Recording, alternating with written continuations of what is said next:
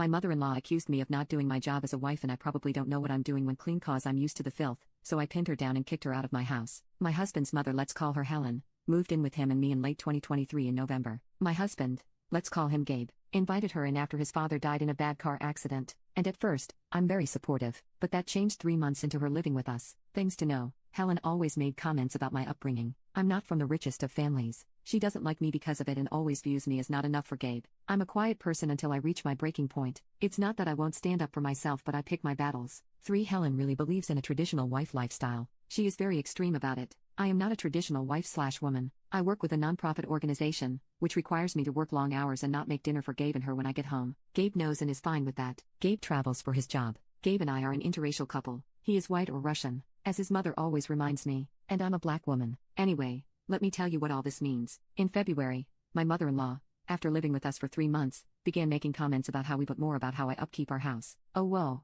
the dishes are not done. Or is it me? Or is it pretty dusty in this room? Do you often dust up? I feel like I don't see you doing that. Are just a couple examples. I'd like to note, she says these things after a 14-hour shift at work, as I sit down. But that's not the worst thing. She comments that I probably don't know what I'm doing when I cook or clean, cause I've used to the filth. Finally, I had enough when Gabe came home after a 2-week business trip, and we had a birthday celebration for him, like a surprise party, which Helen insisted on even though I said he'd probably be tired after flying for hours. But we did it, and it was almost a success until Helen said that the food was okay, but she doesn't blame me. I was pissed. She said it so loud and with a room full of people, friends and family, all look over confused, and I just put the plates and utensils on and walk outside. At this point she'd been picky about a lot that day, saying rude things, and this is my breaking point. Anyway, I walk outside and Gabe follows and we talk, and I tell him what's been going on while he's been away. He gets upset about how Helen's been treating me, and then we talk about why I haven't told him all of this. So we talk and then go back inside cause of the party and then say goodbye to our guests. After everyone has left, Gabe tells Helen we need to talk. Gabe begins to tell his mom that how she's been treating me isn't okay, and she says, and I quote, "On your mother,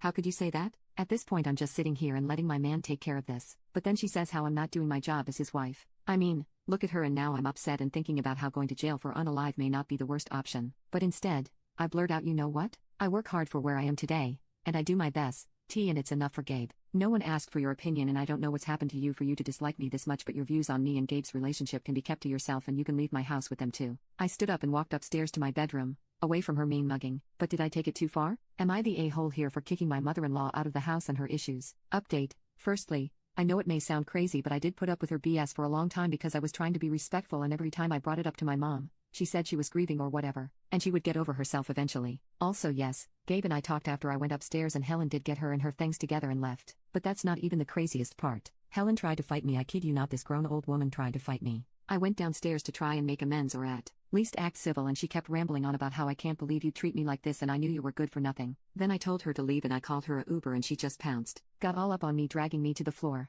But I'm a 147 pounds woman who has been going to my uncle's Krav Maga gym since I was a little girl. I pinned that woman down so fast, and then Gabe pulled me off her, and got both of us some ice. I yelled that she needed to leave, and Gabe took her to the dining room and got her some ice. I put on my shoes and left the house. I didn't go home and called Gabe and told him I was staying at my sister's house. Second update: after I got assaulted by my mother-in-law, I drove myself to my sister's house. Anyway, my sister Jamie, for the purpose of this post, took me and cleaned me up and sat me down on her couch. Her husband took her kids out for ice cream so we could talk. So I told her everything. She said we should just do the world a solid and get rid of my mother-in-law altogether. But after I got her off that train, we landed on calling Gabe. So I did. He said he was sorry for how things turned out and that he blamed himself for not noticing sooner. After a lot of back and forth, I told him I wanted Helen out of my house. He said it isn't that simple, and I said I'm not coming home until it gets simpler. I could hear this man sigh, and then I heard him say, "Get out, Mom." And then I could hear her try to argue, but he yelled, "Get out." He got back on the phone with me and said, "I gotta call you back. I love you," and then he hung up. That was about an hour ago.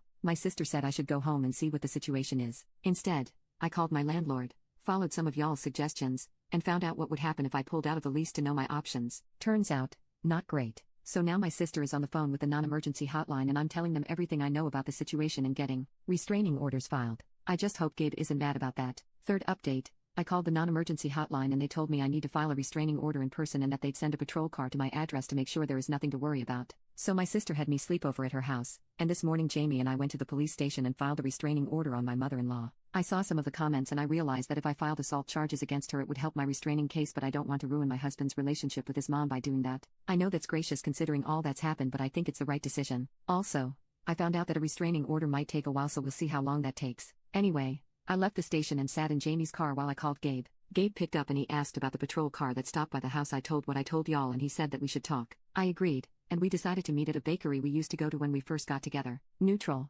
happier memories, hopefully good vibes. We met up. He hugged me when he saw me walk up to him and then we sat down. We talked for about an hour and some minutes. He started the conversation by apologizing again and telling me his side of the story. He said he was proud of how I handled the situation and that he was sorry about how he handled it. He said he was surprised by Helen and that he told her that he and I needed space from her and that she wasn't allowed back at our house again. And he apologized for making it seem like we weren't a team. Then he asked about the restraining order and he said he wanted to try and do this without the court first. But I told him that I already got the paperwork started and I'm sticking to it. I told him I don't want him to ever talk to his mom again, but that I wouldn't be. Not until she apologizes and stops treating me the way she does. He agreed after a bit more conversation on what that means for him and our family and his family gatherings. Eventually, we finished the conversation and I asked if Helen was still at our house and Gabe said that she was gone and at his brother's house until she could find someplace else. So we went home and I took a nap after the emotional roller coaster I went on today. But I think this might be the end of the family drama. But I have a few questions. Should I drop the restraining order? Should I talk to Gabe about going forward on the assault charge? And should Gabe and I go to counseling? My sister mentioned it,